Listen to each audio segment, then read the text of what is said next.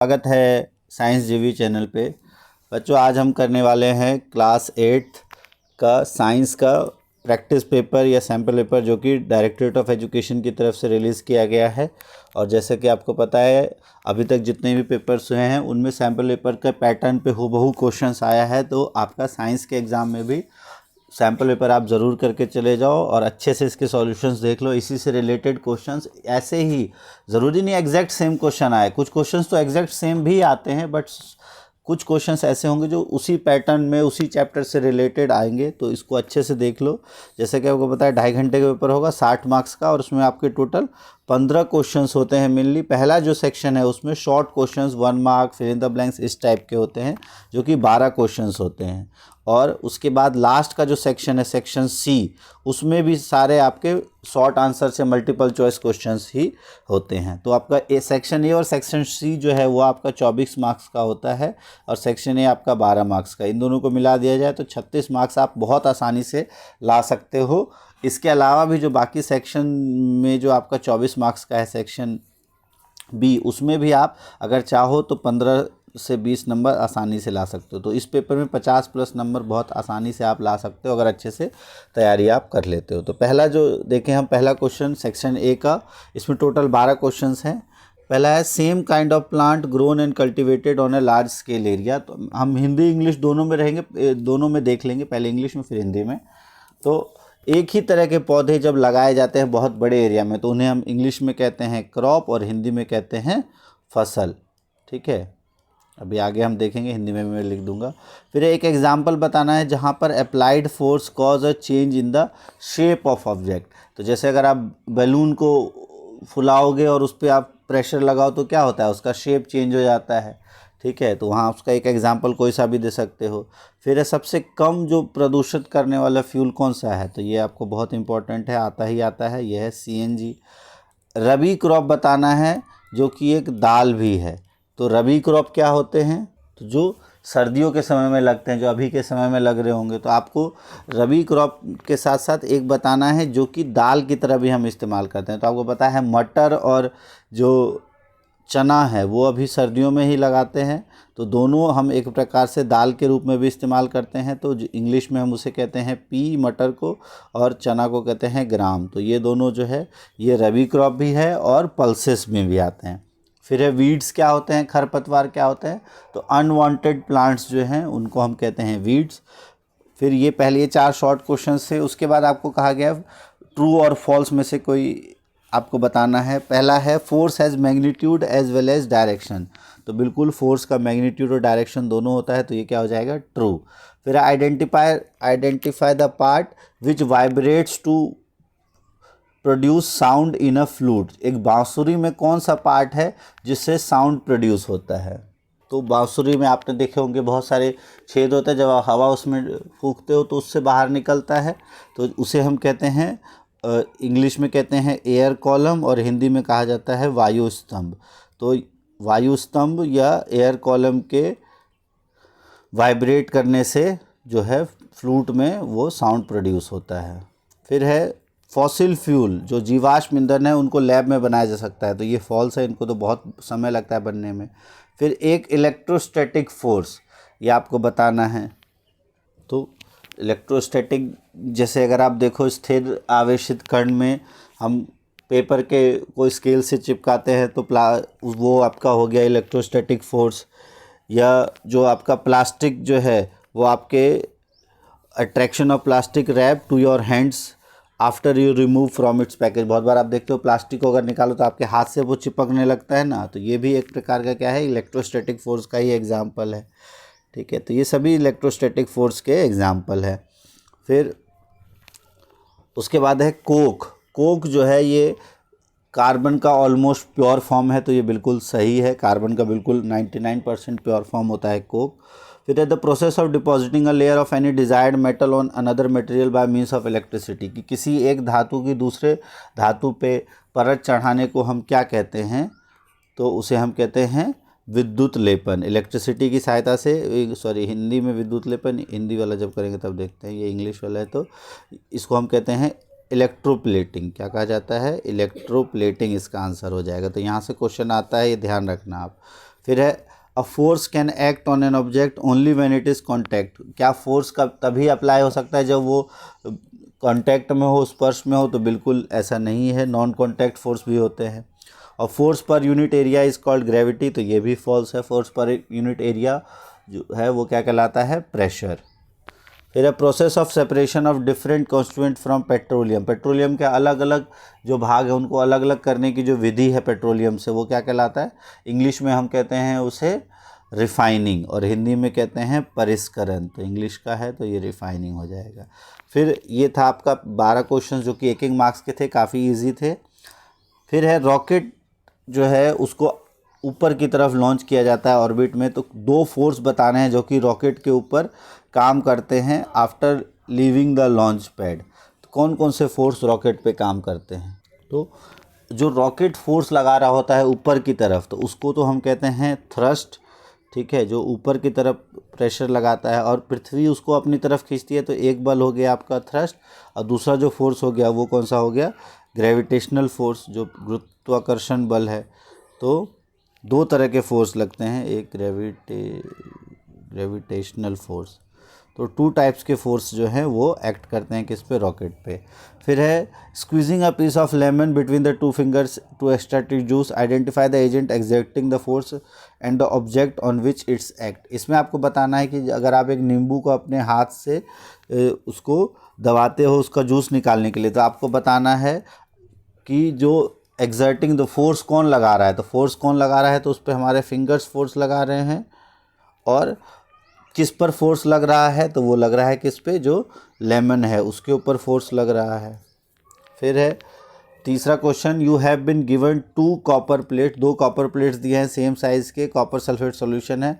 एक simple electroplating circuit का diagram बनाना है। तो इलेक्ट्रोप्लेटिंग सर्किट का डायग्राम में क्या हो जाएगा आपका?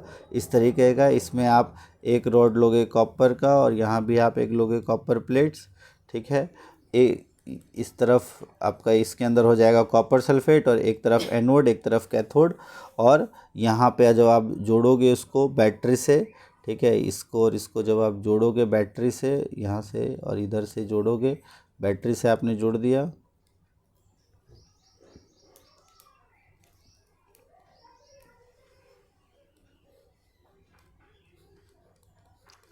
तो इस तरफ आ जाएगा पॉजिटिव चार्ज, इस तरफ नेगेटिव चार्ज।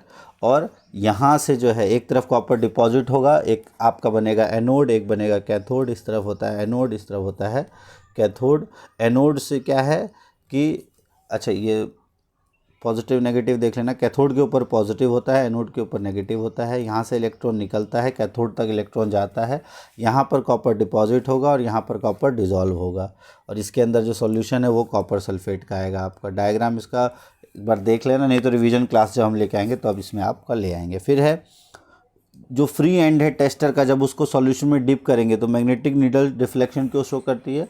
क्योंकि उसमें से करंट पास करने लगता है, इस वजह से।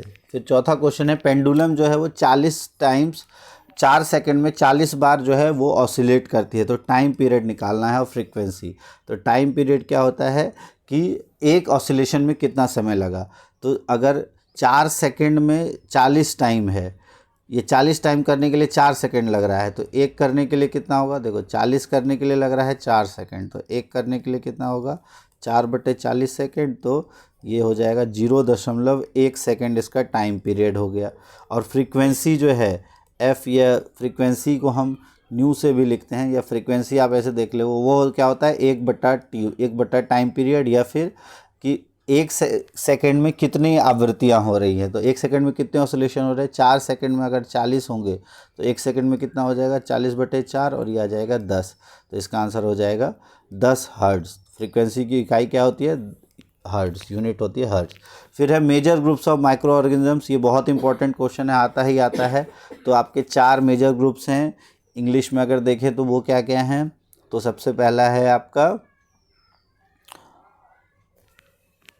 बैक्टीरिया,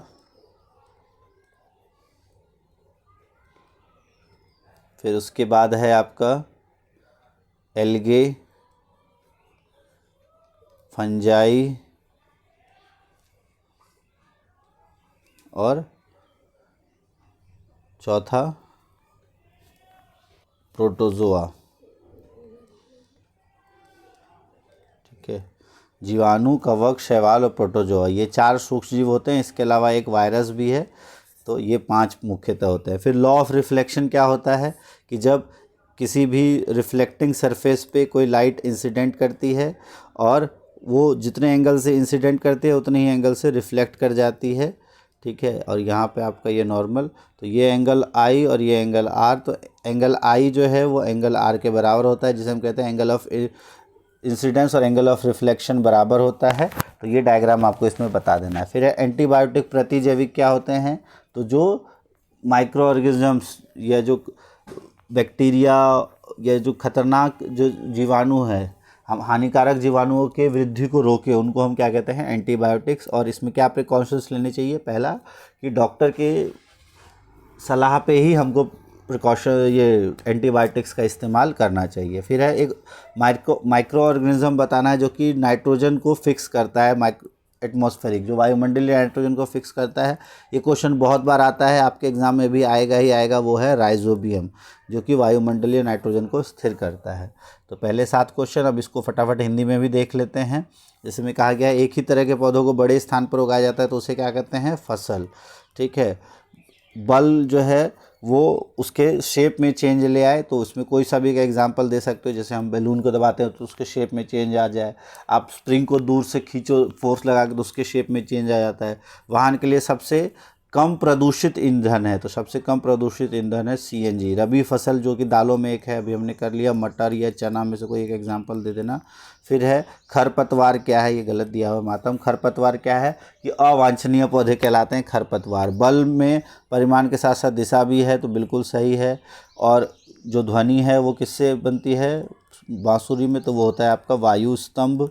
फिर है प्रयोगशाला में जीवाश्म ईंधन बनाया जा सकता है, ये गलत है। इलेक्ट्रोस्टैटिक बल को परिभाषित करना है, तो इसके वैसे तो 2 उदाहरण देने हैं, आपको परिभाषित नहीं करना, उदाहरण देने हैं। इलेक्ट्रोस्टैटिक बल क्या होता है, स्थिर विद्युत बल, जो स्थिर एक पॉजिटिव और नेगेटिव जो चीज़ों के बीच लगता है, और उदाहरण में वही पेपर को कांटेक्ट करने वाला, ये आप कर लेना, ये भी हमने कर लिया। कोक कार्बन का शुद्ध रूप है, बिल्कुल सही है। बिजली के माध्यम से अन्य सागरीय परत जो चढ़ाई जाती है उसको हम क्या कहते हैं, तो इसको हम कहते हैं विद्युत लेपन, तो ये भी हमने पढ़ ही लिया, बहुत इजी है ये। फिर एक जब किसी एक बल किसी वस्तु पर तभी कार्य करता है जब से संपर्क में हो, तो ये गलत है। असंपर्क बल भी होते हैं। प्रति यूनिट क्षेत्र को गुरुत्वाकर्षण कहते हैं, ये भी गलत है, ठीक है। ये है आपका, इसको हम कहते हैं दाब या दबाव। पेट्रोलियम के अलग अलग घटकों को पृथक्करण की प्रक्रिया क्या कहलाती है, तो हिंदी में उसे हम कहते हैं परिष्करण। तो ये था आपका पहला 12 क्वेश्चंस। फिर ये अभी हमने कर ही लिया, कौन कौन से बल उस पर एक्ट करेंगे जब रॉकेट जाएगा, तो जो है एक आपका करेगा थ्रस्ट और दूसरा करेगा आपका गुरुत्वीय बल। थ्रस्ट को हम कहते हैं प्रणोद, तो एक आपका उसके ऊपर प्रणोद काम करेगा और एक करेगा आपका जो गुरुत्वाकर्षण बल है वो दोनों। तो ये 2 बल उस पर काम करते हैं, अगर आ जाए आपके एग्ज़ाम में। फिर है इसमें नींबू जो है वो क्या होगा, जिसके ऊपर बल लगाया जा रहा है, और बल कौन लगा रहा है, उंगलियां हमारी ऐसी है जो बल लगा रही हैं, ये हमने कर ही लिया। फिर है एक पेंडुलम 40 सेकंड में, तो ये इसका जो समय अवधि है टी है वो इसका है 0.1 सेकंड। वो हम कैसे निकालेंगे, 4/40 ये, और जो फ्रीक्वेंसी है वो कितना हो जाएगा, 10 हर्ट्ज़, ये हमने कर ही लिया। सूक्ष्म जीवों के प्रमुख समूह, कवक, जीवाणु, शैवाल, कवक, प्रोटोजोआ, तो ये 4 हैं, और एक विषाणु वायरस। फिर है प्रतिबिंब के नियम, वही लॉ ऑफ रिफ्लेक्शन अभी जो हमने कर लिया, ये आपको पता ही है। एंटीबायोटिक्स और सूक्ष्म जीव जो वायुमंडल नाइट्रोजन को ठीक कर देते हैं वो है आपका राइजोबियम। ये क्वेश्चन बहुत बार आता है, इसको आप ध्यान से कर लेना, ये है राइजोबियम, ठीक है। अब 8वां है 3 सोर्स बताना है नॉइस पोल्यूशन का। ध्वनि प्रदूषण के कोई भी 3 प्रमुख कारण बता सकते हो, तो वाहनों का जो है धुआं, वाहनों की ध्वनि है वो, या तेज़ आवाज़ में जो स्पीकर्स बजाए जाते हैं वो ध्वनि प्रदूषण का कारण है। पटाखे जो बहुत तेज़ आवाज़ वाले हैं वो ध्वनि प्रदूषण का कारण है। और ध्वनि प्रदूषण कैसे हार्मफुल है, उससे बेचैनी होती है, ठीक है, और हमारे जो कान हैं उन पे बहुत ज़्यादा असर पड़ता है, मन अशांत होता है और कान का पर्दा भी फट सकता है अगर बहुत तेज़ ध्वनि हो। फिर है PCRA, petroleum conservation research institution, क्या एडवाइस करता है, तो 4 एडवाइस आपके बुक में दिए हैं, उसको अच्छे से पढ़ लेना, कि जब भी हम गाड़ी रेड लाइट पर खड़े हो तो जो उससे है चाबी को बंद कर देना चाहिए, एक्स्ट्रा फ्यूल नहीं चलाना चाहिए और गाड़ी की रेगुलर सर्विसिंग करती रहनी चाहिए ताकि पॉल्यूशन जो है वो कम से कम हो। सीएनजी का इस्तेमाल करना चाहिए। तो ये सारी चीज़ें जो है, और अगर पेट्रोलियम गाड़ी है तो कम से कम इस्तेमाल हो, अधिक से अधिक हमको सार्वजनिक वाहन का ही इस्तेमाल करना चाहिए। कोई 3-4 आपके बुक में दिए उसमें से कोई एक कर लेना, हम रिवीजन वीडियो लेके आएंगे उसमें सब ये डिस्कस करेंगे। फिर है आग लगने के केस में जो फायरमैन है वो वाटर हॉज करता है और दे शट द मेन, जो पानी डालने से पहले इलेक्ट्रिक सप्लाई क्यों कर देता है, क्योंकि जो पानी है वो विद्युत का चालक हो सकती है और उसमें जो करंट है वो लग सकता है, इस वजह से सबसे पहले इलेक्ट्रिक सप्लाई कट करता है। फिर है एक कोस्टल रीजन में जो अगर कोई बच्चा रह रहा है और टेस्ट करता है ड्रिंकिंग वाटर को और सी वाटर को उसके टेस्टर से, तो उसमें क्या देखेगा, किस में डिफ्लेक्शन होगा, तो सी वाटर में डिफ्लेक्शन होने के चांसेस ज़्यादा होते हैं क्योंकि उसमें लवण की मात्रा अधिक होती है। फिर है इरिगेशन क्या होता है, सिंचाई क्या होती है। 2 मेथड बताने इरिगेशन के, तो ये आपके पहले चैप्टर में से है, आप इजीली बता सकते हो। और स्टेप वाइज एग्रीकल्चर प्रैक्टिस बताना है। शुगर केन को आप करना है तो क्या करोगे, तो सबसे पहले आप मिट्टी को बनाओगे, फिर उसके बाद आप जो उसके बीज हैं वो बोओगे, फिर पानी दोगे, फसल होगी, फिर पानी दोगे, फिर कटाई करोगे। तो ये सारे आपको स्टेप वाइज बता देना है। फिर है आपका ये 12वां क्वेश्चन, इसमें कहा गया है मैच द फॉलोइंग। ये 12वां क्वेश्चन लगभग मैच द फॉलोइंग का ही आता है, 6 मार्क्स का होता है, बहुत आसान है।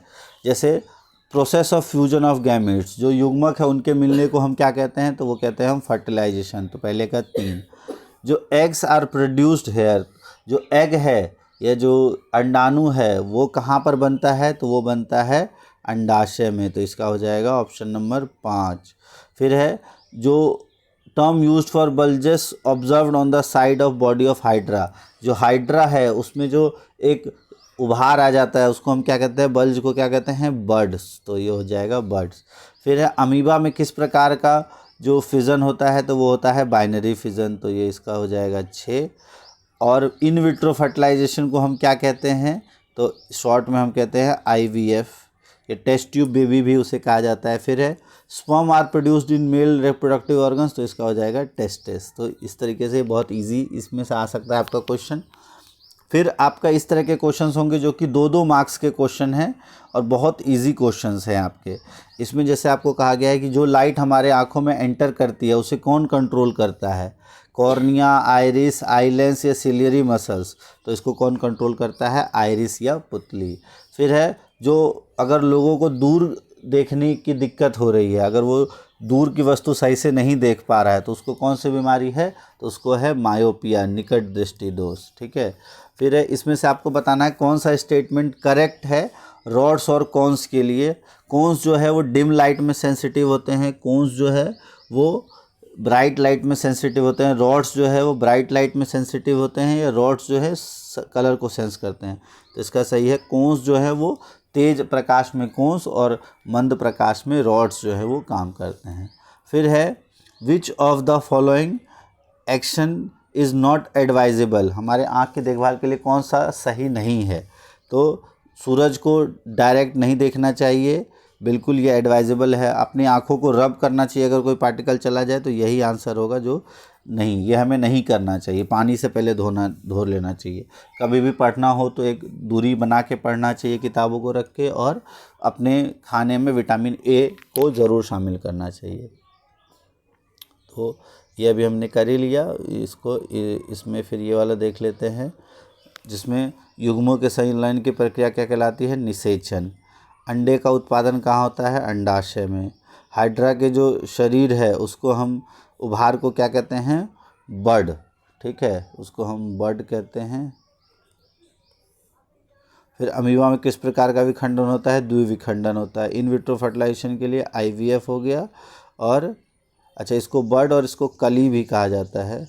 ठीक है, ये कली इसका नहीं है, कली इसका हो जाएगा। फिर है इन प्रजनन अंगों का शुक्राणु उत्पन्न करता है, तो वो कौन है, वृषण। फिर इसमें हो जाएगा आपका आइरिस, जिसे हम पुतली भी कहते हैं। यहाँ है मायोपिया, या जिसे हम निकट दृष्टि दोष भी कहते हैं।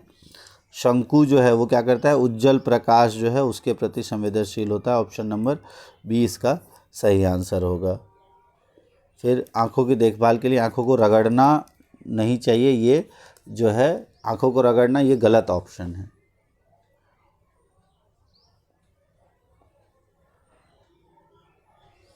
फिर चलो इसका हिंदी में ही देख लेते हैं। आपको कहा गया पौधे एकमात्र ऐसे जीव है जो पानी, कार्बन डाइऑक्साइड और खनिजों का उपयोग करके भोजन तैयार करते हैं। तो पौधों में पोषण का प्राथमिक तरीका क्या है, ऑटोट्रॉफिक। ठीक है, तो पौधे क्या है अपना खुद भोजन बनाते हैं, तो ऑटोट्रॉफिक। पौधे का कौन सा हिस्सा मुख्य रूप से प्रकाश ऊर्जा के अवशोषण में शामिल होता है, तो पत्तियों में क्लोरोफिल होता है, तो इसका आंसर हो जाएगा पत्तियाँ। फिर है पौधे के किस हिस्से के माध्यम से कार्बन डाइऑक्साइड पत्तियों में प्रवेश करता है, तो वो करता है स्टोमेटा के माध्यम से, ए रंध्र जिसे हम कहते हैं। उस प्रक्रिया को क्या कहा जाता है जहाँ पौधे सूर्य के प्रकाश का उपयोग करके अपना भोजन बनाते हैं, तो वो कहलाता है प्रकाश संश्लेषण। फिर है आकाश एक जानवर के पास आता है, उसमें धारा पंक्तिबद्ध फिसलन शरीर होता है, तो जानवर का निवास स्थान क्या है, अगर फिसलन शरीर है तो वो कहाँ पर होगा, तो वो होता है पानी के अंदर। फिर है जीव मर जाते हैं उनकी तरह पृथ्वी पर रहते हैं, और जीवों को जीवित रहने के लिए विशेषता यह संभव बनाती है। यद्यपि जीव मर जाते हैं, जैसे किसी का जन्म होता है वो मर जाएंगे, बट अपने जैसे जीव को वो पृथ्वी पर रख पाते हैं, तो ये किस वजह से हो पाता है, तो ये प्रजनन प्रक्रिया के कारण संभव है। फिर है जो केचुए हैं वो किसके माध्यम से सांस लेते हैं, तो केचुए जो है वो अपनी त्वचा के माध्यम से, तो इसका सही आंसर हो जाएगा ए। फिर है वह परिवेश जहाँ जानवरों को रखा जाए, तो वो क्या कहलाता है, उनका निवास स्थान। ठीक है, इंग्लिश में अगर हम देख लें तो इसमें आपको अच्छे समझ आएगा कि प्राइमरी मोड ऑफ न्यूट्रिशन, कि जो प्लांट में जो प्रथम पोषण का तरीका है वो क्या है, ऑटोट्रॉफिक। जो एब्जॉर्प्शन ऑफ लाइट एनर्जी है, सूरज की ऊर्जा को कौन एब्जॉर्ब करता है, तो पत्तियाँ, क्योंकि पत्तियों के अंदर होता है क्लोरोफिल। और उसके बाद है कार्बन डाइऑक्साइड किससे एंटर करती है, तो वो है स्टोमेटा यानी रंध्र। और सूर्य के प्रकाश में खाना बनाने की प्रक्रिया को क्या कहा जाता है, प्रकाश संश्लेषण या फोटोसिंथेसिस। फिर है एक ऐसा जानवर जिसकी बॉडी जो है वो नुकीली है आगे से और स्लिपरी बॉडी है, तो वो कहाँ पर रहने वाला होगा, वो होगा पानी में रहने वाला या वाटर में रहने वाला। फिर है कौन सा ऐसा है जो कि ऑर्गेनिज्म अपने जैसे जो जीव हैं उनको आगे, ऑर्गेनिज्म को अपने जैसे ऑर्गेनिज्म को आगे ले पैदा करने की क्षमता देते हैं, तो वो कौन सा प्रोसेस कहलाता है, वह है रिप्रोडक्शन। फिर है अर्थवॉर्म, ये केचुए जो है वो कहाँ से सांस लेते हैं, तो वो अपने स्किन से, तो ऑप्शन नंबर ए हो जाएगा। और जो हमारे आसपास के जो सराउंडिंग जहाँ एनिमल्स रहते हैं, तो उसको हम कहते हैं हैबिटेट या निवास स्थान। तो ये आपके ये जो क्वेश्चन थे ये आप ध्यान रखना, ये क्लास 7 से आया हुआ क्वेश्चन है।